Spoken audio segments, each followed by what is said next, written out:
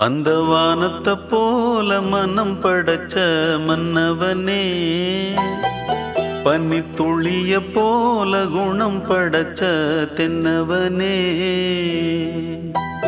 மஞ்சளிலே ஒரு நூலெடுத்து விண்ணுக்கும் மண்ணுக்கும் சம்பந்தம் உண்டுன்னு சொன்னது யாரு? அது மன்னவன் பேரு. அந்த வானத்தை போல மனம் படைச்ச மன்னவனே, பனி துளிய போல குணம் படைச்ச தென்னவனே.